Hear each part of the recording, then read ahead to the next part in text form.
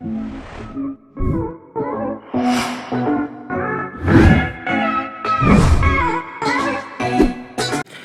है भाई, देखिए एक बार फिर से, एक ये दक्षिणी अमेरिका महाद्वीप का पहला पार्ट आप देख चुके हो, तो आप इस वाले पार्ट में बहुत सारी चीज़ें समझ जाओगे और इस वाले पार्ट में हम इसको ख़त्म करने का काम करेंगे, सारे क्वेश्चन करने का काम करेंगे। इसी प्रकार देख लीजिए, इसी प्रकार बना लीजिए, जो चीज़ बनवाऊँ वो आप वहीं पर नोट कर लीजिएगा। दक्षिण अमेरिका महाद्वीप, दक्षिण अमेरिका महाद्वीप में हम आगे बढ़ते हैं, बहुत सारी चीज़ हम आपको बता चुके। हम सबसे पहले घास के मैदानों की बात करते हैं, जो उपजाऊ भूमि क्षेत्र है उन सब की बात करते हैं। देखिए यहाँ पर एक नदी बहती है भाई वेनेजुएला में, जिसका नाम है, देखो नदी तंत्र की बात करें तो 3 नदी तंत्र बनते हैं इस पूरे महाद्वीप में। कौन से नदी तंत्र? 3 नदी तंत्र। ओरेनिको नदी तंत्र पहला, ओरेनिको नदी तंत्र। दूसरा अमेजन नदी तंत्र, अमेजन नदी तंत्र। तीसरा मेरे भाई अमेजन नदी तंत्र। तीसरा आपका ला प्लाटा नदी तंत्र, ला प्लाटा नदी तंत्र, ला प्लाटा नदी तंत्र। तीनों बताऊंगा किस किस प्रकार महत्वपूर्ण है, बहुत इंपॉर्टेंट है। ओरेनिको नदी तंत्र कहां पर अवस्थित है? एंडीज पर्वत श्रेणी से निकलता है। एंडीज पर्वत श्रेणी यहां पर फैली हुई है, मैंने बताई थी, पूरी की पूरी एंडीज पर्वत श्रृंखला इस प्रकार फैली हुई है। देखो एक क्वेश्चन थोड़ा सा हमारा गलती हो गया था। देखिए ये जो अवस्थिति की बात है, ये मैंने यहाँ 85 बताया होगा आपको, लेकिन ये एक्चुअली में 82 डिग्री, आप इसे ठीक कर लेना थोड़ा सा। 82 डिग्री पश्चिमी देशांतर, ये बिल्कुल करेक्ट हो जाता है। देखिए इसके बाद हम यहां पर आते हैं। ये ओरेनिको नदी तंत्र की बात करें तो आपका कहां से? एंडीज पर्वत श्रृंखला से निकलती है नदी और इधर की पूरब की तरफ बहती है, जो बोलीविया और वेनेजुएला, कहां पर मेरे भाई? सॉरी कोलंबिया और वेनेजुएला में ये अपना तंत्र बनाती है, जिस प्रकार गंगा नदी तंत्र, यमुना नदी तंत्र, इसी प्रकार अमेजन नदी तंत्र होता है। इस अमेजन नदी की सहायक नदी कैरो पर विश्व का सबसे ऊंचा वाटरफॉल एंजिल वाटरफॉल आपको अभी बताया। इसी के साथ साथ ये दक्षिणी अमेरिका महाद्वीप में सबसे ज्यादा उपजाऊ भूमि रखने वाला नदी तंत्र है मेरे भाई। सबसे ज्यादा उपजाऊ भूमि रखने वाला नदी तंत्र कौन सा हो गया? ओरेनिको नदी तंत्र। इसके बाद अमेजन नदी तंत्र कहां पर है? अमेजन नदी भी आपकी कहां से निकलती है मेरे भाई? पेरू के समीप आपके एंडीज पर्वत से निकलती है और किधर को बहती है? पूरब की साइड को, इधर को बहती है मेरे भाई, ये वाली नदी अमेजन नदी। ये जो अमेजन नदी तंत्र है सबसे बड़ा नदी तंत्र है इस महाद्वीप का। इस महाद्वीप का सबसे बड़ा नदी तंत्र कौन सा है? अमेजन नदी तंत्र। जहां पर एनाकोंडा सांप मिलते हैं, लगभग एनाकोंडा, जो एनाकोंडा सांप होते हैं अजगर के में गिना जाता है, वो लगभग 10 मीटर तक हो सकता है मेरे भाई। एनाकोंडा सांप जो होता है ना, लगभग 10 मीटर तक, ठीक। तो वो कहां पर मिलता है? अमेजन के जंगलों में मिलता है। विश्व का विस्तार जंगल है, ये बहुत बड़ा जंगल है मेरे भाई। अमेजन नदी का, जो अमेजन नदी के जो मैदान में जंगल बसा हुआ है, ठीक भाई। इसके बाद ला प्लाटा नदी तंत्र। ला प्लाटा नदी तंत्र आपको यहां पर दिखेगा, ये जो जगह है ना, यहां पर ये जो नदी गिरती है इधर की साइड, ये ला प्लाटा नदी तंत्र। दरअसल ये 3 नदियों से मिलकर के बनता है। कौन कौन सी? Parana, Paraguay, Uruguay.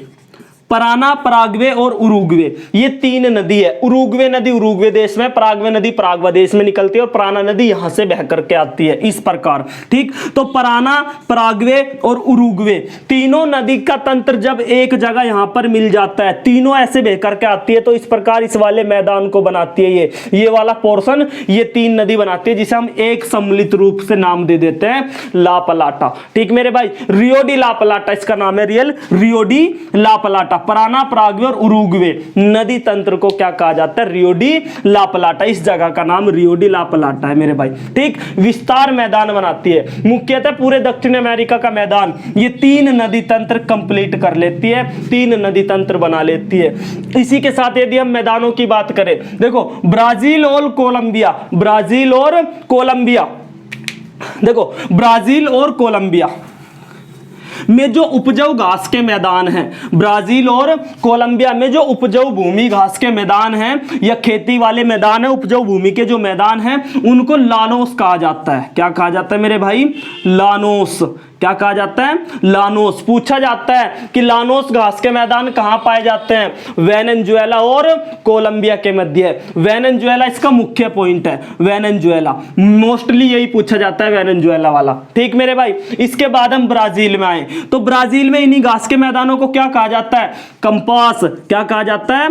कैंपोस कहा जाता है। कहीं कहीं कंपास भी मिलेगा आपको ये वर्ड। ठीक मेरे भाई, तो क्या कहा जाता है ब्राजील में? ये कहा जाता है मेरे भाई ब्राजील में। इसके बाद तीसरी बात, इन घास के मैदानों को, इससे आगे चलो तो इन घास के मैदान ये पहुंच जाते हैं फिर अर्जेंटीना में। जो रियो डी ला प्लाटा भी बताया ना मैंने, रियो डी ला प्लाटा जो है ये भी एक नदी, ये भी नदी तंत्र घास के मैदान बनाएगा, उपजाऊ घास के मैदान बनाएगा। तो इन्हें क्या कहा जाता है मेरे भाई? पंपास। क्या कहा जाता है? पंपास। और देख बात और ध्यान रखना, ये जो कंपोस है मेरे भाई, इसी कंपोस में सबसे ज्यादा कहवा उत्पन्न किया जाता है ब्राजील में। ब्राजील की राजधानी ब्राजीलिया यहीं पर अवस्थित है, बिल्कुल जहां पर बनाई हुई है। ठीक मेरे भाई, तो क्या पंपास। पंपास कहां का मैदान है? अर्जेंटीना का। किसका मेरे भाई? अर्जेंटीना का। अर्जेंटीना के घास के मैदानों को क्या कहा जाता है? क्या कहा जाता है मेरे भाई? पंपास कहा जाता है। लानोस कहां के घास के मैदान है? लानोस वेनेजुएला के घास के मैदान है। कंपोस कहां के मैदान है? ब्राजील के मैदान है। इसी प्रकार क्वेश्चन निकलता है, इसी प्रकार क्वेश्चन पूछा जाता है। अच्छा, इसकी बात करें पंपास की, ये जो पंपास है ये अर्जेंटीना का हृदय कहा जाता है। किसका मेरे भाई? अर्जेंटीना का हृदय कहा जाता है ये चीज। अर्जेंटीना का हृदय या उत्तरी दक्षिणी अमेरिका का हृदय, दक्षिण अमेरिका कॉन्टिनेंट, दक्षिण अमेरिका महाद्वीप का हृदय क्या कहा जाता है मेरे भाई? पंपास घास के बहुत ज्यादा उपजाऊ मैदान है ये। ठीक मेरे भाई, इसके बाद ये सारी घास के मैदान हो गए, नदी तंत्र हो गया, तीनों चीज। इसके बाद समझना बहुत इंपॉर्टेंट चीज, एक दो इंपॉर्टेंट चीज इसकी बचती है। इसके बाद देखिए, ये आपको एक जगह दिख रही होगी, ये वाली जगह, ये है पेंटागोनिया का पठार। ठीक, दक्षिणी अमेरिका महाद्वीप के दक्षिण में अवस्थित है, चिली और अर्जेंटीना के बॉर्डर पर, सीमा पर अवस्थित है मेरे भाई। कौन सी जगह? पेंटागोनिया का पठार। ये सबसे शुष्क पठार कहा जाता है। दुनिया का सबसे शुष्कतम जगह या दुनिया का सबसे शुष्क पठार कौन सा है मेरे भाई? पेंटागोनिया का पठार। यहां पर खनिज भंडार बड़ी मात्रा में, खनिज भंडार बहुत बड़ी मात्रा में यहां पर। अच्छा, शुष्क पठार पेंटागोनिया का नहीं, ये है मेरे भाई अटाकामा डेजर्ट। ठीक, इसके बारे में सुनो, ये जो पेंटागोनिया का पठार है ये खनिज भंडार, यहां पर बड़ी दक्षिणी अमेरिका महाद्वीप के सबसे ज्यादा खनिज भंडार पेंटागोनिया के पठार में मिलते हैं। इसके बाद हम जरा सा ऊपर को चलते हैं तो हमें चिली में एक और मिलता है, बोलीविया और चिली की सीमा पर एक मरुस्थल मिलता है जिसका नाम है अटाकामा डेजर्ट। अटाकामा मरुस्थल ये है वो मेरे भाई, ये है वो अटाकामा डेजर्ट। ये विश्व का सबसे शुष्कतम स्थान है। अटाकामा डेजर्ट क्या है मेरे भाई? दुनिया का सबसे शुष्कतम स्थान। एक जगह यहां पर कलामा नाम की, कौन सी? कलामा। एक जगह है मेरे भाई यहां पर कलामा। ऐसा माना जाता है कि कलामा में पिछले 400 साल से बारिश नहीं हुई, 400 साल से वर्षा नहीं हुई, इसलिए विश्व का सबसे शुष्कतम, सबसे सूखा हुआ स्थान यही जगह है भाई, अटाकामा डेजर्ट। याद रखना कहां पर अवस्थित है? चिली में अवस्थित है। इसी के जस्ट आप ये वाला देश देख रहे होंगे, ये वाला देश, ये वाला देश कौन सा है मेरे भाई? बोलीविया। कौन सा है? बोलीविया। ये लिखा हुआ है बोलीविया। इस बोलीविया में एक झील है, टिटिकाका झील। टिटिकाका, बोलीविया में एक झील अवस्थित है, टिटिकाका झील, जो विश्व की सबसे ऊंची नौगम्य झील है मेरे भाई। कैसी झील? नौगम्य। नौगम्य का क्या मतलब होता है? जहां पर नाव चलाई जा सके, नौका की जा सके। आप बैठो घूम के आओ, कोई दिक्कत नहीं है। नौगम्य अर्थात जहां पर नाव चलाई जा सके। वो कौन सी झील है मेरे भाई? टिटिकाका झील। कहां पर पड़ती है?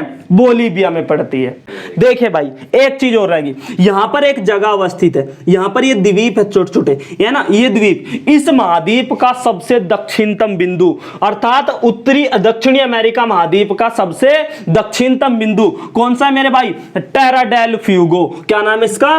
टेरा डेल फ्यूगो। टेरा डेल फ्यूगो इसका सबसे दक्षिणतम बिंदु, दक्षिण अमेरिका का सबसे दक्षिणतम बिंदु टेरा डेल फ्यूगो अवस्थित है भाई। ये टेरा डेल फ्यूगो मैगलन जल संधि द्वारा अलग होता है। किस जल संधि द्वारा? मैगलन जल संधि। किस किस के मध्य मैगलन जल संधि? दो ही जल संधि पड़ी, पनामा स्थल संधि और मैगलन। ये जो मैगलन जल संधि है मेरे भाई, ये दक्षिण अमेरिका महाद्वीप को टेरा डेल फ्यूगो द्वीप से अलग करने का काम करती है, इसी का ही है वैसे। तो मैगलन जल संधि यहां पर कंप्लीट हो जाती है। ठीक है भाई, देखिए एक और देश आपको मिलेगा, एक और देश आपको मिलेगा इक्वाडोर। इस इक्वाडोर की एक राजधानी है क्यूटो। इस इक्वाडोर की राजधानी क्यूटो, जहां आपने क्यूटो लिखा होगा ना, पहले लिखवाया होगा मैंने आपको क्यूटो के बारे में, कोटोपैक्सी के बारे में, तो वहीं पर लिख लेना, हल्का सा पॉइंट है। ये देखो, ये सबसे ऊंची राजधानी में कही जाती है। सबसे ऊंची राजधानी कौन सी है मेरे भाई? क्यूटो, ऊंचाई पर अवस्थित है। ये दरअसल इस आपकी क्यूटो राजधानी में कोटोपैक्सी ज्वालामुखी अवस्थित है, इसलिए वो भी सबसे ऊंची ज्वालामुखी कही जाती है, सक्रिय ज्वालामुखी है वो। ठीक मेरे भाई, और क्यूटो एक राजधानी है इक्वाडोर की, ये भी सबसे ऊंची कही जाती है। इसके बाद देखना मेरे भाई, इसके बाद देखना, ये जो वन पाए जाते हैं इस ब्राजील वाले क्षेत्र में, ये जो वन पाए जाते हैं इनको क्या कहा जाता है? इंपोर्टेंट है। देखो भाई, घास के मैदान अलग होंगे उपजाऊ, वन तो वन होगी, वो तो वहीं पर खड़े हुए हैं, पेड़ है बहुत सारे, तो इन्हें क्या कहा जाता है? सैलवास। क्या कहा जाता है? सैलवास। इन सैलवास में देखना, इंपोर्टेंट बात, ये जो सैलवास वन पाए जाते हैं, इन सैलवास में विश्व की सबसे हल्की लकड़ी, विश्व की सबसे हल्की लकड़ी वालसा, कौन सी भाई? वालसा नामक लकड़ी पाई जाती है, विश्व की सबसे हल्की लकड़ी। किसके मैदानों में? सैलवास घास के जो मैदान है इन्हीं में पाई जाती है वालसा नाम की सबसे हल्की लकड़ी। इसी के साथ यहां पर एक कठोर लकड़ी भी पाई जाती है, सबसे कठोर लकड़ी क्वेबेको, क्वेबेको,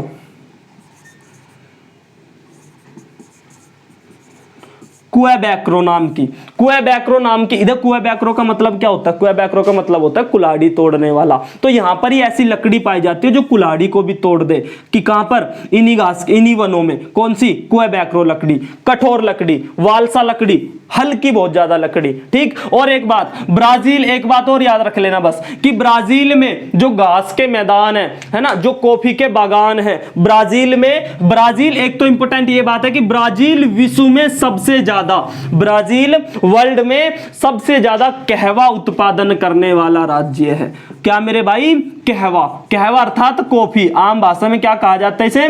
कॉफी, जो आप लोग पीते हो। तो कहवा उत्पादन करने में प्रथम स्थान किसका मेरे भाई? ब्राजील देश का है। ठीक भाई, ये जो ब्राजील देश है इनमें कहवा बागानों को क्या कहा जाता है? ऐसा पूछ लिया जाता है कभी कभी, कहवा बागानों को। यहां पर जो ब्राजील में कहवा बागान है उनको क्या कहा जाता है? फजेंडा। क्या कहा जाता है?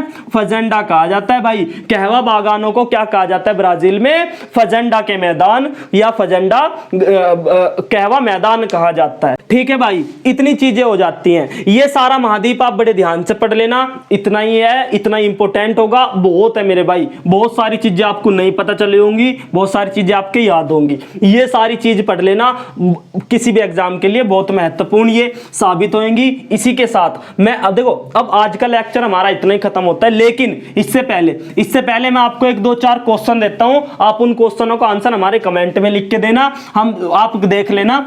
अगर आपने लेक्चर ढंग से पढ़ा होगा, यदि आपने अच्छे से इन चीजों को अध्ययन किया होगा, याद किया होगा, तो आपको क्वेश्चन आंसर जरूर मिलेंगे, आपको आंसर इनके जरूर मिलेंगे। कुछ भी नहीं छोड़ूंगा मेरे भाई, कुछ भी, एक पर क्वेश्चन जहां से भी उठता है वो सारी चीजें करने का काम करेंगे। जैसे मैं क्वेश्चन लिख रहा हूं भाई, पहला क्वेश्चन ये है कि फॉकलैंड जो द्वीप अवस्थित है,